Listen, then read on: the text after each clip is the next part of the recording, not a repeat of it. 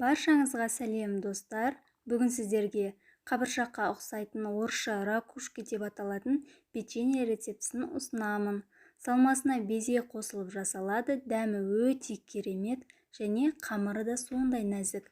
Міндетті түрде жасап көріңіздер, сіздерге 100% ұнайтынына сенімдімін. Видеоны соңына дейін қараңыздар. Ең алдымен құрғақ ыдысымызға ерітілген сары майды саламыз. 2 жұмыртқаның сарыуызын саламыз және 20%-ық қаймақты салып, жақсылап араластырамыз. Ұнды електен өткізіп, 2-3 бөлікке бөліп саламыз. Және лопаткамен араластырып, одан кейін қамыр болып біріккенше қолмен илейміз. Қамырды қатты илеудің қажеті жоқ, тек қана біріксе болды, өйткені ол песочный қамыр. Қамырды илеп болғаннан кейін, оны целлофан пакетке салып, тоңазытқышқа кемінде 1 сағатқа салып қоямыз. 1 сағат өткеннен кейін печеньеміздің салмасын дайындаймыз. Құрғақ таза ыдысқа 2 жұмыртқаның сарыуызын саламыз және миксердің жай жылдамдығынан бастап жай араластырып, үстіне қант салып, аппақ болып көпіргенше 10 минут миксерлейміз. Біздің ыдысымыз таза және құрғақ болу керек. Бір тамшы су немесе май болмау керек. Өйткені бізде меренге шықпай қалуы мүмкін. 10 минут өткеннен кейін біздің жұмыртқамыз осылай аппақ болып көпіреді және төңкергенде ыдыста өзінің формасын ұстау керек.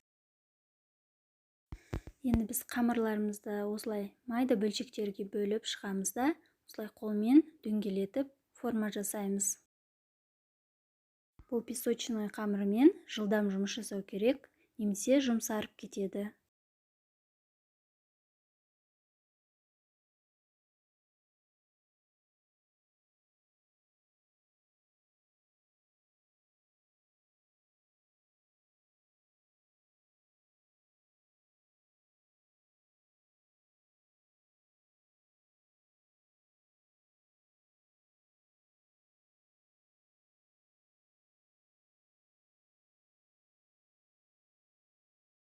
Енді кезекте қамырымызды жаямыз. Қамыр өте жұқа болып жайылу керек, себебі піскен кезде нәзік, жұмсақ болып піседі.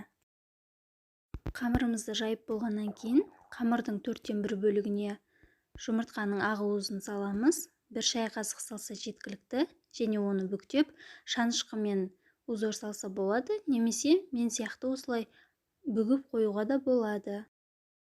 Салманы көп салудың қажеті жоқ, 1 шай қасық жеткілікті, немесе ол піскеннен кейін сыртқа шығып кетуі мүмкін. Мен печеньені 2 түрлі етіп бүктім.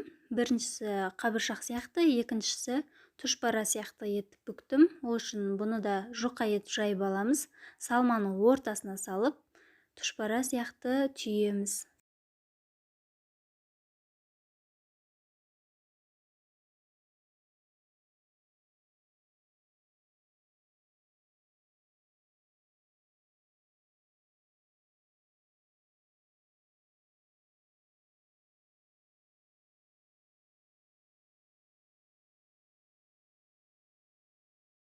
Енді печеньелерімізді алдын ала қыздырылған пеште 160 градуста 30 минут пісіріп аламыз.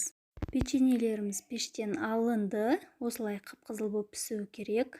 Үстіне өзіңіздің қалауыңыз бойынша қант ұнтағын себуге болады.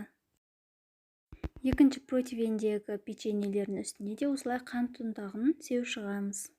Біздің печеньелеріміз дайын болып қалды, дәмі өте керемет. Ішіндегі меренга еріп, печеньеге ерекше дәм береді. Міндетті түрде жасап көріңіздер, сіздерге ұнайтынына сенімдімін, әсіресе шаймен ішкенге өте керемет. Видео ұнаса, менің арнама тіркеліп, пікір қалдырып, лүпіл басуды ұмытпаңыздар. Сау болыңыздар.